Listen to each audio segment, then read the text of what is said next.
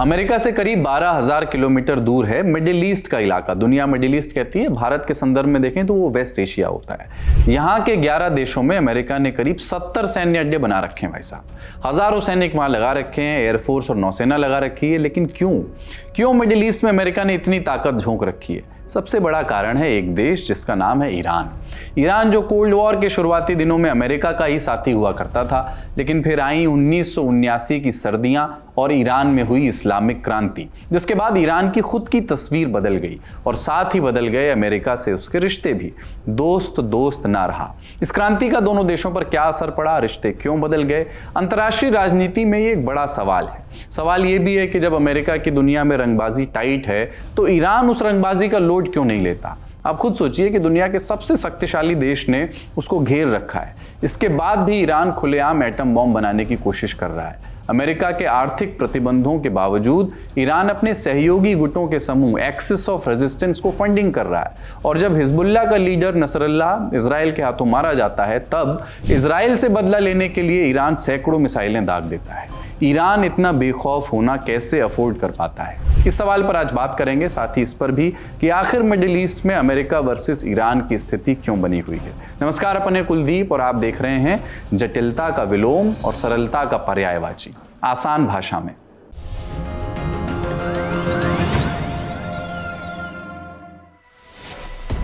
साल 1908 George Reynolds, इसने Iran में कच्चे तेल के रिजर्व ढूंढ निकाले। रिजर्व यानी कुएं।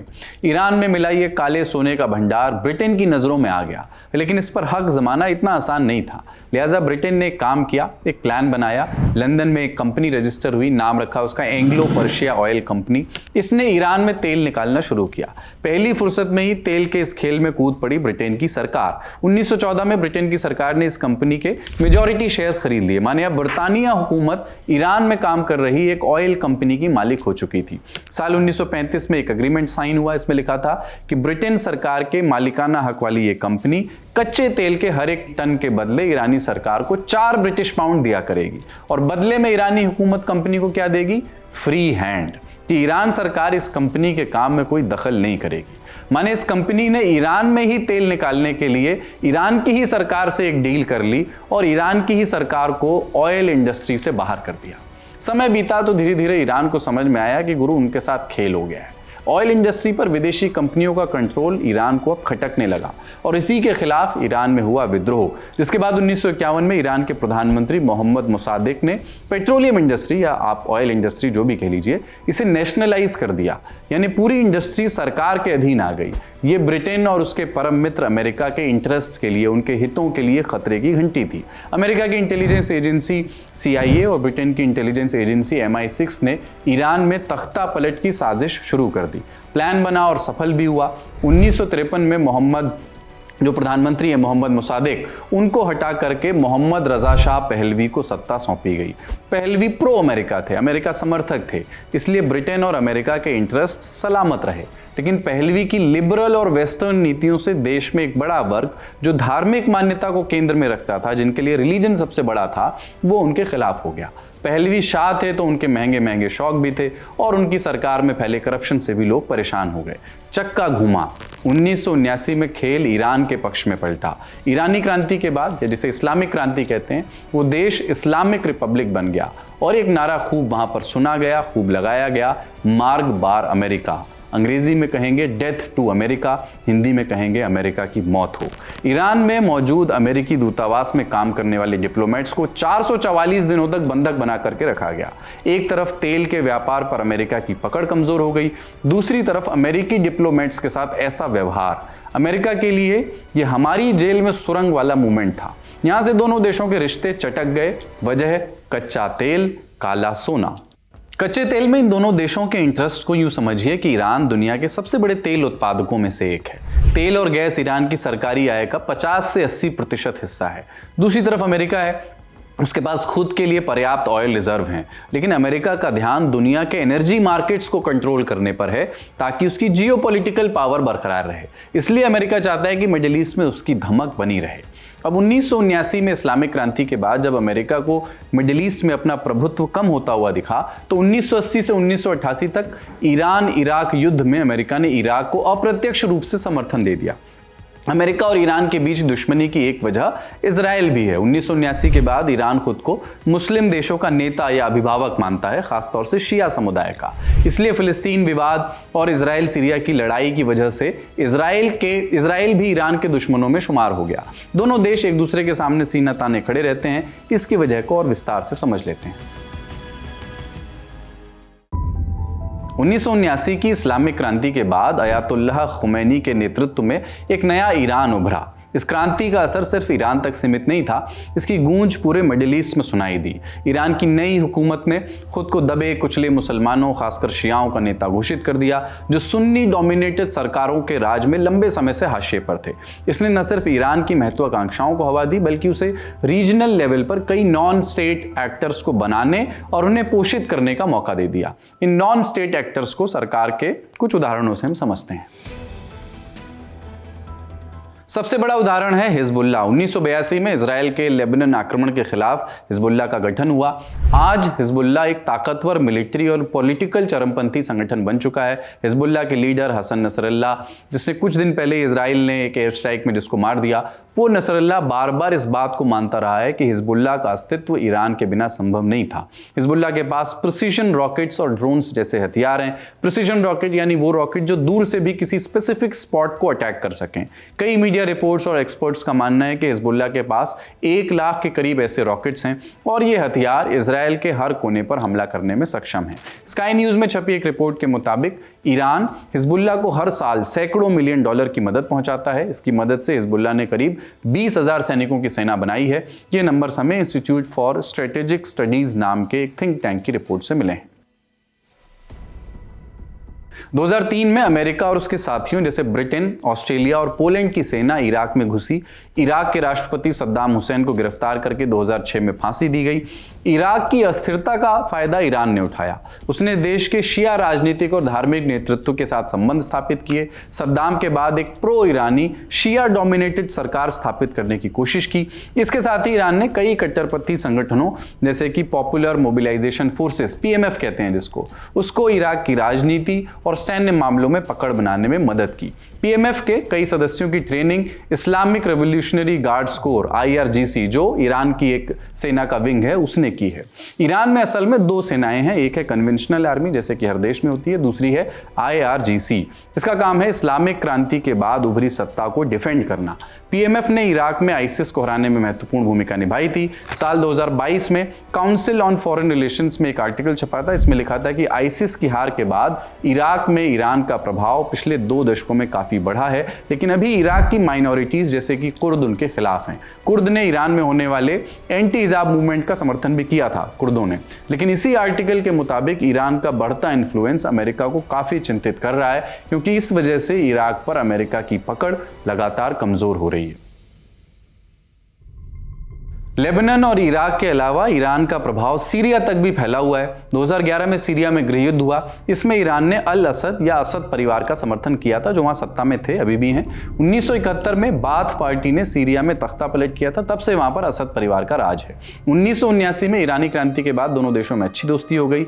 असद डायनेस्टी की मदद के लिए ईरान ने IRGC के सैनिकों और हिजबुल्लाह लड़ाकों की तैनाती की थी, जिसने असद सरकार को सत्ता में बनाए रखने में अहम भूमिका निभाई थी। जब एक पतली सी पानी की स्ट्रिप 2 समुद्रों को जोड़ती है तो उसे स्ट्रेट कहते हैं। समुद्री व्यापार के लिए ये स्ट्रेट्स एक चोक पॉइंट्स की तरह होते हैं। ऐसे ही एक स्ट्रेट बाब अल मंडाब लाल सागर को अरब सागर से जोड़ता है। इस रास्ते से यूरोप और एशिया के बीच रोजाना 24,000 करोड़ से लेकर 74,000 करोड़ रुपए का व्यापार होता है। माने ये पॉइंट ब्लॉक हुआ तो एशिया, मिडिल ईस्ट और यूरोप के देशों को जबरदस्त नुकसान होगा। इसी चोक पॉइंट पर स्थित है यमन। यमन में हूती विद्रोहियों को ईरान का समर्थन मिला हुआ है। ईरान ने इनको हथियार, मिसाइल्स और ड्रोन दिए हुए हैं, जिसकी मदद से हूती इस ट्रेड रूट पर चलने वाले जहाजों पर अटैक करते हैं। असर यह हुआ कि दिसंबर 2023 से 90% जहाजों ने अपना रूट चेंज कर दिया है। अब यूरोप जाने के लिए ज्यादातर जहाज वही पुराना रास्ता इस्तेमाल कर रहे हैं जिस रास्ते से वास्को डी गामा यूरोप से भारत आया था। माने पूरे अफ्रीका की परिक्रमा लगाकर यूरोप से एशिया आना या एशिया से यूरोप जाना। यह रास्ता लंबा है, इस वजह से शिपिंग इंडस्ट्री का ट्रांसपोर्टेशन कॉस्ट बढ़ा है। इसके अलावा ईरान हूतियों की मदद मदद से सऊदी की ताकत को भी कम करना चाहता है। इसके लिए हूतियों ने सऊदी क्षेत्र पर हमले भी किए हैं। यमन इस बात का एक और उदाहरण है कि कैसे ईरान प्रॉक्सी ताकतों के जरिए मिडिल ईस्ट के इलाके में दूसरे देशों को चुनौती देता है और बिना सीधे संघर्ष में उतरे अपने प्रभाव का विस्तार करता है, उसको एक्सपैंड करता है। इजराइल के खिलाफ ईरान का विरोध आइडियोलॉजिकल और जियोपॉलिटिकल दोनों ही मोर्चों पर, दोनों ही दृष्टिकोणों के आधार पर है। दोनों को समझ लेते हैं। आइडियोलॉजिकल वजह है मुसलमानों का साथ देना। इस्लामिक क्रांति के बाद से ईरान ने फिलिस्तीनी संघर्ष में दखल को अपना नैतिक दायित्व माना है। जियोपॉलिटिकल वजह है इजराइल से दुश्मनी, क्योंकि इजराइल फिलिस्तीनी चरमपंथी संगठनों और ईरान का साझा दुश्मन है। इसलिए ईरान ने सभी चरमपंथी संगठनों के साथ गठबंधन करके एक एक्सिस ऑफ रेजिस्टेंस बनाया है। अब ये एक्सिस ऑफ रेजिस्टेंस क्या है? असल में ईरान हमास को वित्तीय सहायता, हथियार और ट्रेनिंग देता है, जिससे गाजा में उनकी सैन्य क्षमता को मजबूती मिलती है। इसके अलावा ईरान कई और संगठनों जैसे इस्लामिक जिहाद को भी फंडिंग और हथियार देता है। ये सभी ग्रुप्स, जिसमें हिजबुल्लाह भी शामिल है, हिजबुल्लाह को बाय द वे इसका क्राउन जूल कहते हैं इस एक्सिस ऑफ रेजिस्टेंस का, ये साथ में मिलकर के एक्सिस ऑफ रेजिस्टेंस बनाते हैं जो इजराइल का मुकाबला करने और क्षेत्र में अमेरिकी प्रभाव को कम करने के लिए काम करते हैं। इनके साझा हित हैं अमेरिका और इजराइल से लड़ाई या उनका मुकाबला करना। ईरान की पारंपरिक सैन्य ताकत भले ही अमेरिका के मुकाबले कमजोर हो, लेकिन उसकी एसिमेट्रिक वॉरफेयर स्ट्रेटेजी उसे इस इलाके में ताकतवर बना देती है। एसिमेट्रिक वॉरफेयर स्ट्रेटेजी क्या होती है? मान लीजिए दो देश हैं, ए और बी। बी ए के मुकाबले सैन्य ताकत में कमजोर है, तो बी सीधे युद्ध लड़ने की जगह गुरिल्ला युद्ध करेगा। ए की सेना को एम्बुश करेगा या फिर फिदाइन हमले करेगा। इससे ए को ज्यादा नुकसान होता है और उसका मोराल टूट जाता है। ईरान भी अपने प्रॉक्सी ग्रुप्स और मिसाइल अटैक्स की मदद से इजराइल और अमेरिका के खिलाफ एसिमेट्रिक वॉरफेयर करता है। इससे इतर ईरान ने अपनी मिसाइल टेक्नोलॉजी और ड्रोन क्षमताओं का विकास भी किया है। ईरान का मिसाइल प्रोग्राम मिडिल ईस्ट में सबसे एडवांस माना जाता है। उसकी शॉर्ट और मीडियम रेंज बैलिस्टिक मिसाइलें मिडिल ईस्ट के किसी भी हिस्से, यहाँ तक कि इजराइल और अमेरिका के सैन्य बेसों को भी निशाना बना सकती हैं। ये मिसाइल क्षमता ईरान की डिटरेंस स्ट्रैटेजी का हिस्सा है। डिटरेंस स्ट्रैटेजी यानी अपने दुश्मनों को ये संदेश देना कि अगर किसी ने ईरान को नुकसान पहुंचाने की कोशिश की तो करारा जवाब मिलेगा। इसका सबसे बड़ा उदाहरण 2020 में अमेरिकी बेस पर हमला। ईरान के जनरल कासिम सुलेमानी की अमेरिकी ड्रोन अटैक में हत्या हुई, जिसके जवाब में ईरान ने इराक में बने अमेरिका के सैन्य बेस पर मिसाइल दाग दिए थे। ईरान की ड्रोन क्षमताएं भी हाल के वर्षों में काफी बढ़ी हैं। ईरानी ड्रोन न केवल IRGC बल्कि उसके प्रॉक्सी ग्रुप्स द्वारा इराक, सीरिया और यमन में भी इस्तेमाल किए गए हैं। हूती विद्रोहियों ने सऊदी अरब की ऑयल स्टोरेज वाली जगहों पर भी ड्रोन से हमला किया था।